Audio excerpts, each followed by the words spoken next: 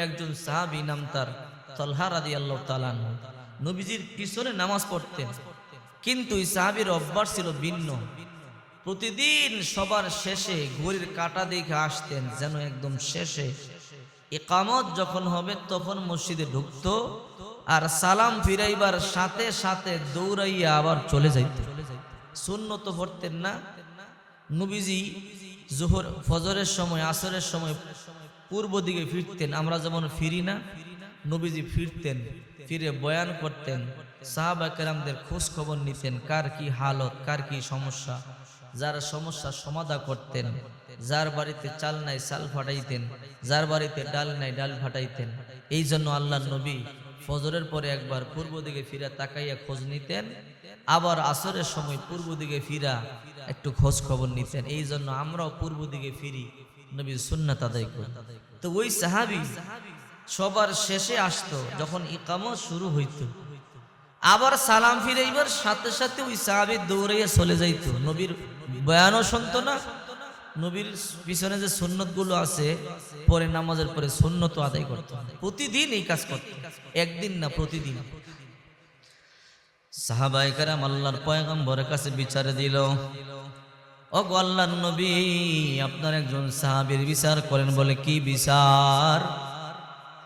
আমরা আজান দেওয়ার আগে মসজিদের মধ্যে চলে আসি, অথবা আজান দেওয়ার সাথে সাথে মসজিদের মধ্যে চলে আসি, আয়েশা সুন্নত নামাজ, নফল নামাজগুলো আদায় করি, এরপরে জামাতের সময় হয়ে জামাতে দাঁড়াইয়া ফরজ নামাজ আদায় করি।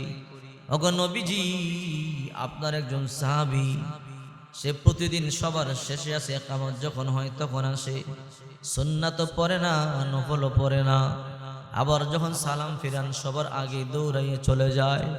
ওগো রাহমাতুল লিল আলামিন,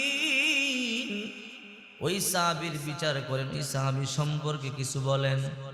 আল্লাহর পয়গম্বর রাহমাতুল লিল আলামিন বললেন, সাহাবীরা রে, যদি আবারও সে এমন করে আমাকে বলবা, এরপর আমি তোমাদেরকে নিয়ে তার বাড়িতে যাব। এরপর এমন করে হঠাৎ করে সাহাবীরা বলে, রাহমাতুল লিল আলামিন, আপনি তার বিচার করেন। আল্লাহর পয়গম্বর রাহমাতুল লিল আলামিন একদিন সাহাবায়ে কেরামদেরকে নিয়ে ওই সাহাবীর বাড়ির দিকে রওনা করলেন। হযরত আবু বকর, হযরত ওমর, ওসমান, আলী রাদিয়াল্লাহু তাআলা আনহু সহ অনেকগুলো সাহাবী নিয়ে তলহার বাড়ির দিকে রওনা করলেন। আল্লাহর পয়গম্বর তলহার বাড়িতে চলে গেছে, গিয়া দেখে দরজা বন্ধ। আল্লাহর পয়গম্বর তাকাইয়া দেখে দরজা বন্ধ। আবু বকরকে ডাক দিয়ে বলল, আবু বকর, তলহাকে দরজাটা খুলবার জন্য বলো। হযরত আবু বকর তলহার দরজার সামনে গিয়ে নক করলেন দরজা খোলার জন্য। তলহা রাদিয়াল্লাহু তাআলা আনহু দরজা খোলে না। আবু বকর কয়েকবার বললেন, রে তলহা, আল্লাহর নবী রাহমাতুল লিল আলামিন তোর বাড়িতে আসছে, তোর দরজায় আসছে, দরজা খোল, আল্লাহর পয়গম্বরের সাথে কথা বল। ওই সাহাবী দরজা খোলে না, কথাও বলে না। আল্লাহর পয়গম্বর আশ্চর্য হয়ে গেল। এরপরে ওমরকে পাঠাইল, ওমর তুমি যাও, তুমি গিয়া দেখো ওই সাহাবী কেন দরজা খোলে না। হযরত ওমর রাদিয়াল্লাহু তাআলা আনহু হেঁটে হেঁটে সাহাবীর বাড়িতে চলে আসলো। দরজার মধ্যে নক করে বলে, তলহা, আল্লাহর পয়গম্বর রাহমাতুল লিল আলামিন দাঁড়িয়ে আছে, দরজা খোলো। ওই সাহাবী দরজা খোলে না। ওমর বলে, আমি ওমর, নবীর সাহাবী, দরজা খোলো, আল্লাহর পয়গম্বর দাঁড়িয়ে আছে, তোমার সাথে কথা বলবে। ওই সাহাবী কেমন সাহাবী, দরজা খোলে না। অনেক লম্বা সময় আল্লাহর পয়গম্বর দাঁড়ায় রইলেন, ওই সাহাবী দরজা খোলে না। আল্লাহর পয়গম্বর বলে, ওমর চলো আমরা চলে যাই। বুঝতে পারলাম ওই সাহাবী দরজা খুলবে না। আল্লাহর পয়গম্বর রাহমাতুল লিল আলামিন সাহাবা কেরামদেরকে নিয়ে চলে যায়। বহু দূরে যাওয়ার পরে ওই সাহাবী দরজা খুলে দৌড়াইয়া বের হলেন। বের হয়ে বলে, ও রাহমাতুল লিল আলামিন, আপনি আমাকে মাফ করবেন। নবীজি গো, আমি সঠিক সময় দরজা খুলতে পারি নাই, সাহাবীরা যখন আমাকে ডাক দিয়েছে আমি সব ডাকগুলো শুনতে পেয়েছি। আবু বকর আমাকে দরজা খুলতে বলেছে, আমি শুনেছি। ওমর আমাকে দরজা খুলতে বলেছে, শুনেছি। আল্লাহর পয়গম্বর বলে, সাহাবীরে, আমার সাহাবীরা দরজা খুলতে বলেছে, কেন দরজা খোলো নাই? কারণটা কি আমারে বলো। ওই সাহাবী হলো রাহমাতুল লিল আলামিন। প্রথম যে ডাক দিয়েছে তখনই শুনতে পাইছি। আপনিও এসেছেন, আপনি দরজার মধ্যে দাঁড়ায় রয়েছেন, তাও শুনেছি। কেন দরজা খোলো নাই? ওই সাহাবী বলে, নবী, আমি এমন একটা সমস্যার মধ্যে ছিলাম, ওগো নবীজি, আমি যদি ডাকের সাড়া দেই আমি বের হতে পারবো না, যতক্ষণ পর্যন্ত সমস্যার সমাধান না হবে। এই জন্য মনে মনে ভাবলাম আমি নবীর ডাকে সাড়া দিব না।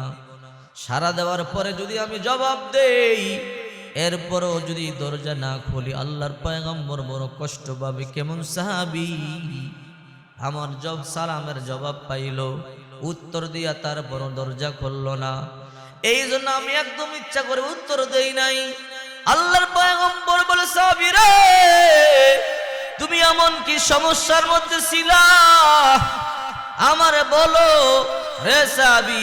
সাহাবীরা আমার কাছে বিচার দিয়েছে, প্রতিদিন ফরজ নামাজ পড়ে দৌড়াইয়া সবার আগে মসজিদের মধ্যে চলে আসো, আবার সবার শেষে কামত যখন হয় নামাজ পড়বার জন্য যাও।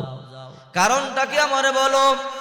সাহাবী চোখের পানিগুলো সারিয়া কান্না শুরু করে দিল।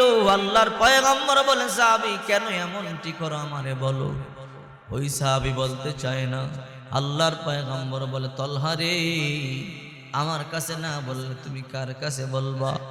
এ তলহা বলো, এমন কি ব্যস্ততার মধ্যে তুমি ছিলা, তুমি সঠিক সময় দরজাও খুলতে পারো নাই, আবার প্রতিদিন ফরজ নামাজ পড়া দৌড়াইয়া চলে আসো, আমার কথাও শোনো না, আবার ইকামত যখন হয় নামাজের মধ্যে গিয়া দাঁড়াও, কারণটা কি আমারে বলো।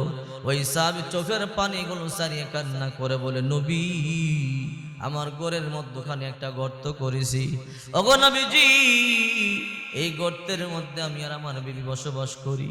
নবী গো, আমাদের কাপড় পরিধান করবার মতো দুইটা কাপড় নাই, আমার বিবি আর আমি মিলিয়ে মাত্র একটা কাপড় পরি।